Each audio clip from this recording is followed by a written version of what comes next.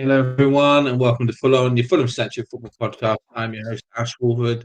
Joining me this week, the rest of the team is Matt. How you doing, mate? Yeah, not too bad, thanks. Have you back on, mate? Mozza, how you doing? I am ecstatic. I've not used that word in a Oh, while, not had a reason it's been to, a but while, I'm yeah. going to try and bring it back. And AJ, how you doing, mate? Doing well, my friends. Doing well. Good. It's amazing how good a weekend can be with Fulham up there to ruin it, isn't it? Let's obviously we would normally have a match review to do at this point on our Monday recording for the episode to come out on Tuesday, but there was no game this weekend. So instead, we've all watched the Tom Cairney documentary over the weekend, and we thought we'd have a bit of a reaction to not only the documentary itself, but also just sort of give our own views on Tom Cairney and the achievement of lasting 10 years at a football club, which is sort of basically unheard of in modern football. Fulham haven't had a player stay for more than this long since Simon Morgan retired. So I'm Wow. pretty sure that's probably long enough, isn't it? So we almost had another one in Tim Ream, but obviously he went back to America just before that could be the case. But let's talk about it really. Overall, you know, the documentary was really, really good. It was a good insight not only to Tom's whole career, but him getting started in football as well. It was a really interesting watch. Mozza, you're usually the one who likes to get a little bit more. I'm going to use the word sensitive, but you're a bit more in touch with your emotions. Um, it was a lovely watch, wasn't it? It's really nice to see not only the hard work that goes into sort of making it as a footballer, but the effects of being a footballer on his whole family. It was a really nice watch. Yeah, I agree with that. I could relate to a lot of it, the struggles of like the knockbacks he had. Things like being told he wouldn't make it. I loved how furious his mother was at Leeds and continued to be throughout the whole documentary. That did make me laugh, but she had every right to be. Yeah, I don't. I mean, I've got a feeling, and this is not a personal thing against Tom Cairney. But I've got a feeling I'm not going to be as sort of nice about the documentary. So I don't know if you want me to spill now, or if you lads would like to go first, because you only asked me an open No, it's first fine. I've question got I've there. got more Because questions for you, mate. So don't you worry about that. There's okay, more coming up. But shall I save let's it? talk. Shall I save it for now? Yeah. You save it for now. Yeah, you're going to be the negative Nelly. It's fine. Well, you save it. We'll talk on. But obviously, Tom has been a great servant at Fulham. 10 years at Fulham, especially considering that the promotions and relegations and the injuries he's had alone. AJ, we've spoken about Tom Cairney at length in the past about how much we love him and how much we appreciate the job he's done at Fulham, and that both of us at some point have questioned: is it time or is it not time to get rid of him or to keep him or whatever? But it's really nice to see him make the 10 years and the club commemorate in the way that they have done. Yeah, absolutely. It's terrific to see the club honour him in the way they should, especially after the end of the season where they left so many things up in the air. I think with that in mind, this documentary would have landed on very sour notes had it been released, because they obviously fully intended to release it regardless of the situation. But had it been released after he was announced as a Wrexham player, so I'm very grateful that that wasn't the case, and the poor management of the club wasn't overshadowed by this situation, and we get to enjoy this as Fulham fans and Tom Cairney fans, both one in the same as opposed to two separate entities. Yeah, I think that's a very good point. Actually, you consider that the majority of this was filmed before the end of last season, and we know that that's the case. I think it's a really good point to make that him being at the club now probably makes it even more poignant than if he wouldn't have made it, because he did meet this sort of achievement at the end of last season, considering what it is. But Matt, how do you sort of how do you sort of sum up the 10 years under Tom, as club captain, as the young player that came in? How do you sort of sum up him and what he's meant to the club? Not necessarily us as fans, but, to the actual club itself. Where do you think we would be if he didn't get that goal in Wembley? I think that's the pinnacle. That's his, like, I don't know how that was his main give to the club. That's what he brought. If that didn't happen, how different could things have been? Coming in at a young age with the talent that he had, with what they said on the show or the documentary, sorry, he brought fight back in. He brought something in for the fans, the flair, and even now, what he brings to the club with the knowledge that he has, that he's passed on to the likes of Josh King. There is a part in the documentary where it shows Tom showing Josh what to do and how he can improve on what he's doing, and I think that things would be a lot different without him. Yeah, I think I agree. AJ, this is something I know you've mentioned in the past about how Tom's uh, his roles changed at Fulham. When he came in, he obviously came in as to be like the difference maker in games, because he came in at a time where we'd really struggled in the Championship, and then he joined in to be the one who's going to be that bit of flair and a little bit of a little bit of class that we need in the moments. Two, as Matt's just said, that he's now sort of more a role model to sort of the younger players to sort of set the line of what it is to play for Fulham and to do that. He's transitioned really well over that 10-year period.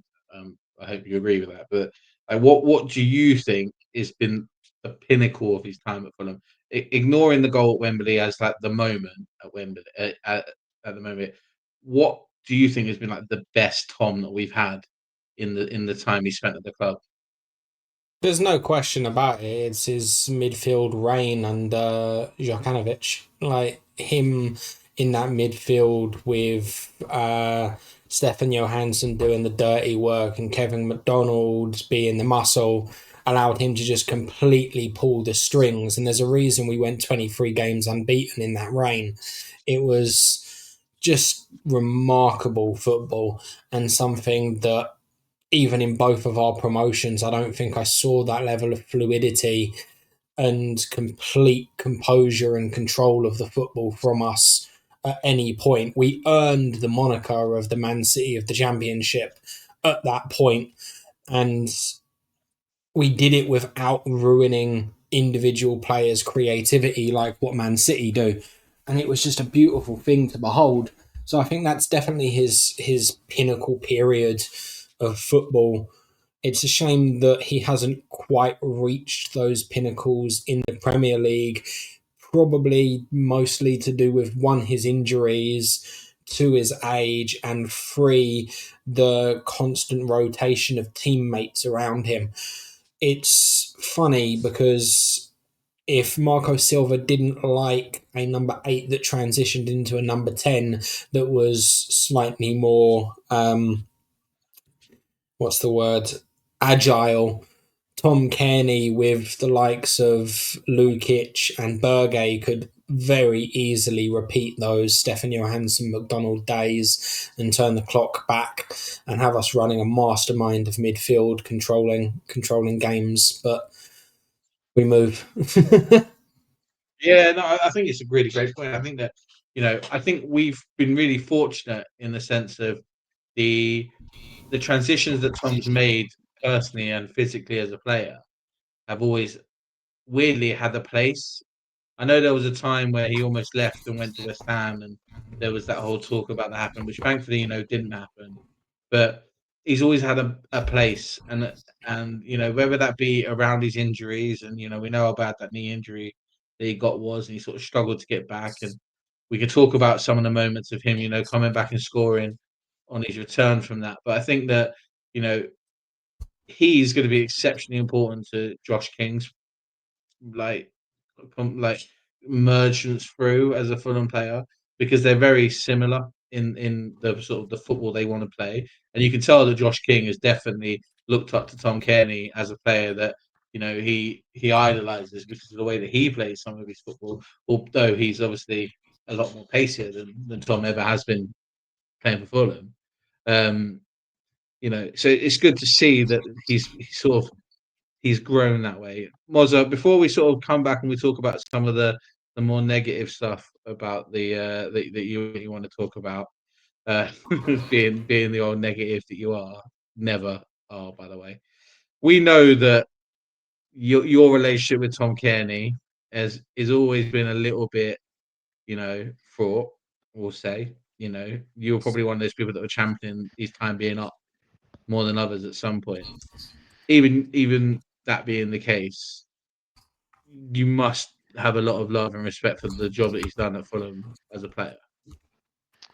Absolutely, and I feel like I've prefaced where I spoke earlier at the beginning when you asked me that first question that I was going to be quite dour. Tom Cairney, he's done things for the club that are immense. He's scored goals that have changed games and been the difference between our promotion to the Premier League. He's been absolutely essential. As I said, great servant to the club, great amount of time. A decade. Like you said, Simon Morgan was the last person or the last player that had been at the club that long. I think Tim Ream came close, didn't he? Did you mentioned him, didn't you? Because he got to 6 about months 9 off. years. Yeah, he was 6 months off. Yeah. Yeah. I feel sort of the same about. I felt the same about Tim Ream as I do about Tom Cairney. Although I'd go further with Tom and say he is a Fulham legend, no doubt, and I like him as a person. I love him as a person. He's a good man, clearly.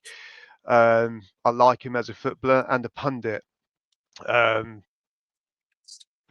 think him and Tim Ream, unfortunately, well, this is just my opinion. They are championship level players. They have done good things in the Premier League.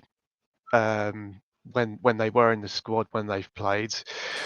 I think my problem, really, shall I go into it now? Because I've made some notes. Yeah. If I'm side-eyeing slightly, I'm going to sort of assume the role of our lovely Drew Pettifer here. I hope. I strive to be just like that man.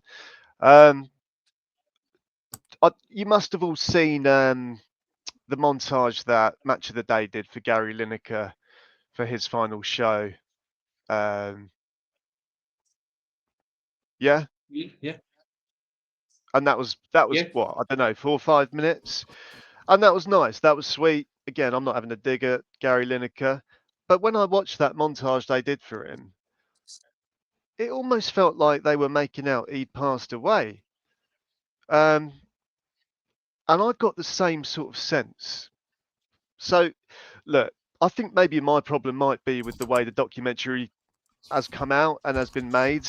It's really not me having a go at Tom Cairney here, but I got that same sense of like, the geezer's not passed away. He's not Pele.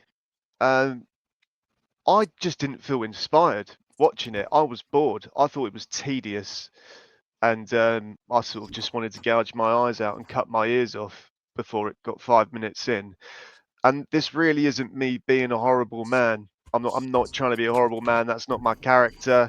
I know I've said things about Kenny in the past where I felt like he's past it. Well, as I have just said, I think he's a championship level footballer. It doesn't mean I'm not grateful for what he has done for Fulham. But yeah, I don't know. I just felt like maybe that documentary wasn't the right time to come out. What? Tell me if I'm wrong, right? This is going to be his final season because it was a bit of a squeeze to get him to play for us for one more year. Yeah, right? likely, yeah. Again, with my cynical hat on, I just kind of felt like, did they sit him down before he re-signed and went, oh, Tom, we'll put this documentary out just as the season starts stay with us, blah blah blah, amongst what other. We'll never know. We'll never know.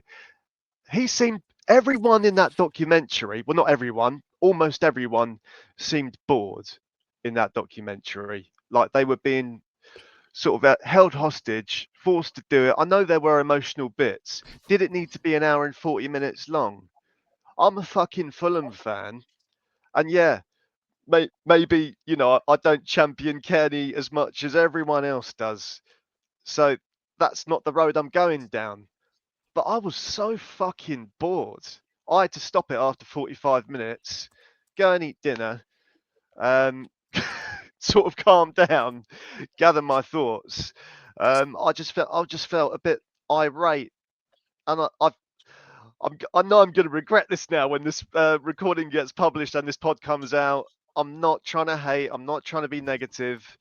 Look, a couple of other bits before I finish. One of my favourite bits was Mitrovic saying Cairney was not as an important player as him, and then he went, "I joke," but I thought he meant it. But the thing is, Mitrovic to me has been a more important player than Cairney. I would have rather watched a Mitrovic documentary, even though he left on sort of, bittersweet terms, for want of a better word. Did that have to be an hour and 40 minutes long? Could we not have just done a sort of 20-minute tribute to Cairney? I know I'm all ifs and buts. Look, it's out there. Everyone can watch it. It's free to watch. But other things where I didn't feel inspired, it was like other players like Ream and Neeskin saying he wasn't a vocal captain, but his aura on the field was otherwise. I mean, and there seemed to be conflicting opinions from Slavisa. I can't remember the name of the bloke now. Was it his agent with the glasses? Oh, I can't remember his name anyway. But one of them was going, "Oh yeah, he was a playmaker. He could hold up the ball." My problem with Cairney over the years has been when he has been playing. Most of the time I've seen him, he holds up the ball, yeah, but he always back passed. Always back passed. Now it feels like I'm slagging him off, but I just don't quite understand why everyone has been so I in get love it. with him when I've seen him make so many mistakes.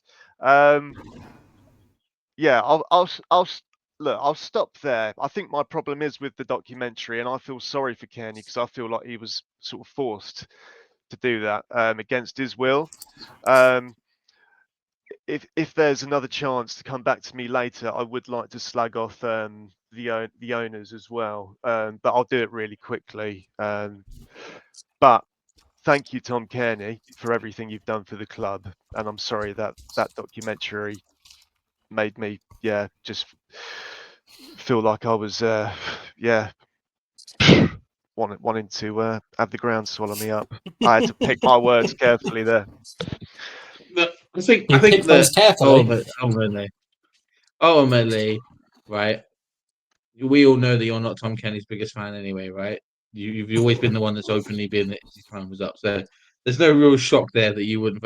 For me, there were certain parts of the documentary I absolutely loved. Tom Cairney's mum is amazing. Her living, walking hatred of Leeds. She's going to be at the front of the hammy end on Saturday. I'm telling you now. She'll be giving it big on Saturday. I'm telling you, like she was funny. That was funny. Her hatred of Leeds is amazing. One of the things that does come across very, very well is you can clearly see that it's not just Tom who has bought into the whole Fulham thing. His whole family has. His mum definitely has. His brother has. His brother is a properly diehard Fulham fan now, right? You can properly tell that from it. You can also tell that, Tom. I know he often comes across somebody to be quite flashy and quite, he's got the fast cars. Always got the haircut and stuff like that. But I think he comes across as quite a quiet person. I think sometimes. I think that was very adamant as what you said. Some of the comments about his captain style isn't he isn't that person sort of Roy Keane you in the showers because you've like misplaced the pass, which is fine.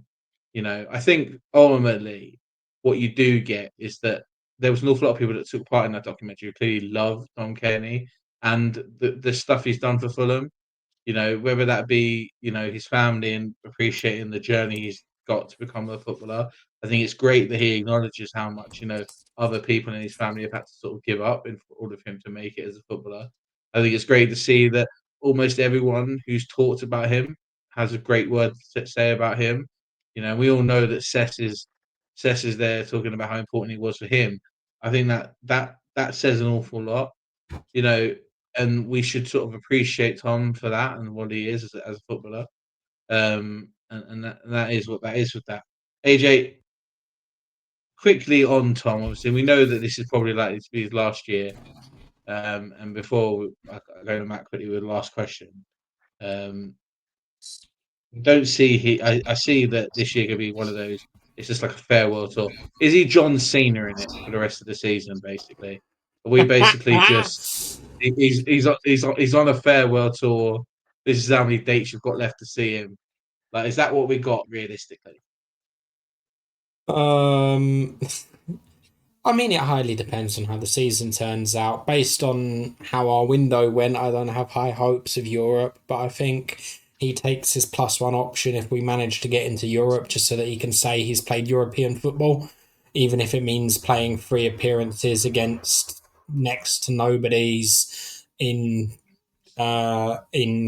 Ukraine or whatever in the Conference League in a year's time. If we manage to get there, that's ultimately his goal, to play in Europe, and I think he'll make his knee work for 45 minutes of football over the course of an entire season if he has to make sure that he can say he's played European football.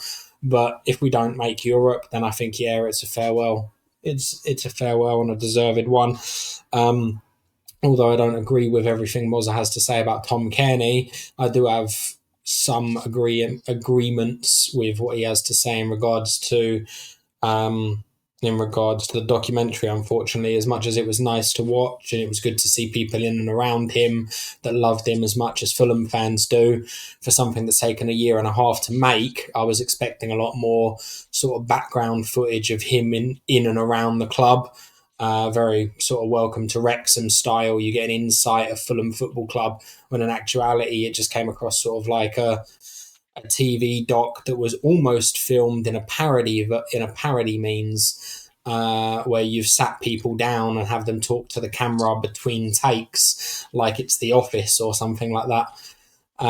Which is a shame, because I don't think it gives him quite as much credit as he deserves. I feel like the live Q&A that they did for the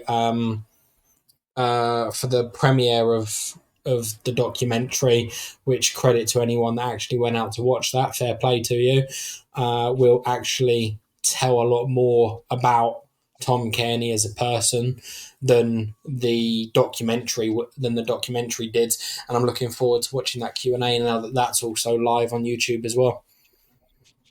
Yeah, I actually watched that before we came on tonight, and it is very true. It comes across very personal, and it doesn't start great in the sense that Ivan Berry calls his mum a battle axe, but I think he didn't mean it in quite the sense that he meant it. But if you I needed think he just something to make you go and watch it, that's probably it. yeah. But I know what Ivan meant. He just meant that if you want someone in your corner to fight your corner, then his mum's definitely the one. Matt, I'm going to come with you for the last question before I've got a couple of things to say on it. But we look at Tom and these moments from him. You already mentioned the Wembley goal, that last minute Leeds equaliser and stuff like that.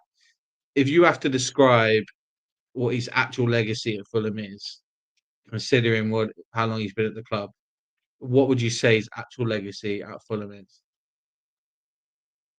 Monumentous. It has to be. It's everything that he's done playing for the club has been for the fans, for the club itself. He's a very unselfish footballer, which I think it's hard to come by these days, especially in the Premier League, where you need to make a name for yourself and prove that you are who you are. And he isn't. He's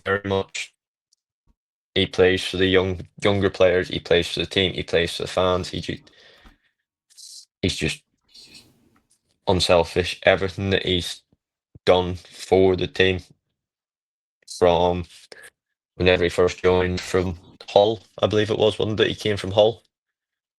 To now, it's what he's put out there is something that he can be proud of, something that the club, we can be proud of, to say that, yeah, we had him for 10 years and he got us to where we are. He helped us along the way. It's like, I think he's 32 games off 400 appearances for the club as well, which I think would be quite nice if we could see him get up to the 400 mark. Would be just, it'd be something to add on top of that. But yeah, he has been an integral part to us getting to where we are. Yeah, I think I agree. Look, ultimately, everyone knows how much I love Tom Cairney, right? My daughter loves him. He's my daughter's favorite player. Well, I always tell the story about the fact that me and Tom share a birthday, and there's not been a birthday in the last like 6, 7 years where I don't get reminded in the morning it's Tom Cairney's birthday before my daughter says happy birthday to me. Like it's one of those things, right? And I got a lot of love for an awful lot of the way that he was talked about in the documentary. Great to see me on it. If anything, it made me realise that maybe I don't quite hate Mitra as much as I maybe thought I did. Maybe some of those wounds are healing a little bit.